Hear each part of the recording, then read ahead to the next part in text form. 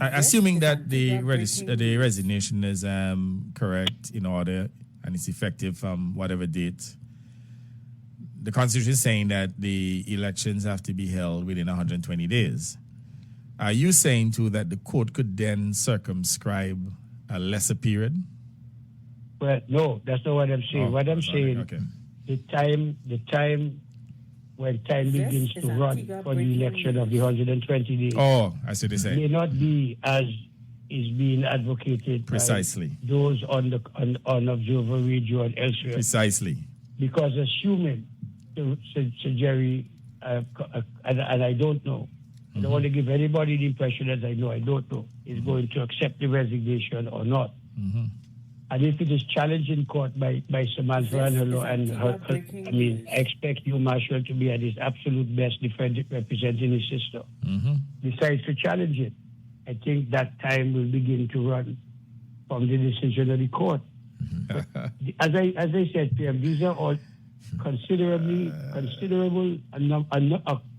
number of very interesting and intriguing issues. Another presumption, Tony, and that is why I want to know where they got their power from. So he has demanded an immediate election. Mm-hmm. So in other words, and to the best of my knowledge, in terms of the actual dates, isn't it you?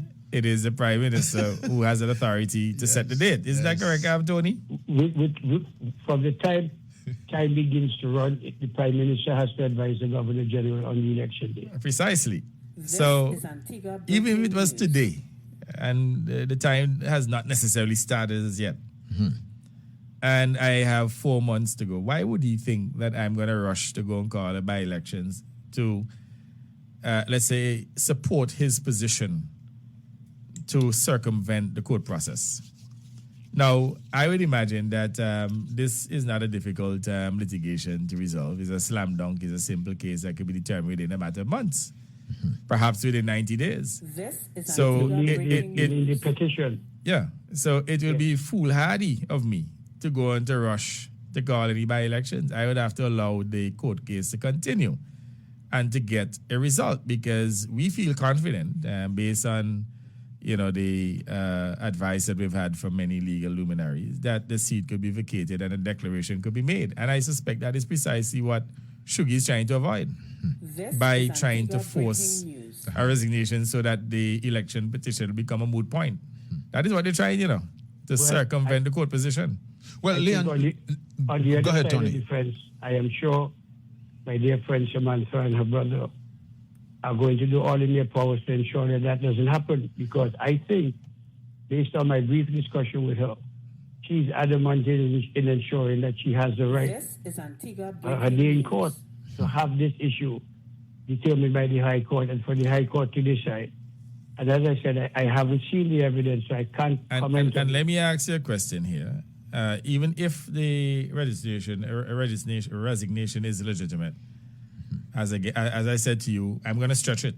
So it ain't happening before the court case is called. Now, it tells me, therefore, that the court case continues. Is that a reasonable assumption? Well, it is, because I heard a clip on Friday where one of the lawyers on the other side, I think it was Chaco. Oh, Lord. You associate the lawyer with Chaco. I have the clip here. I think you were saying, Tony, when he said that. Let me tell you, I respect every lawyer. All right, fair enough. Right to give advice. I take your point.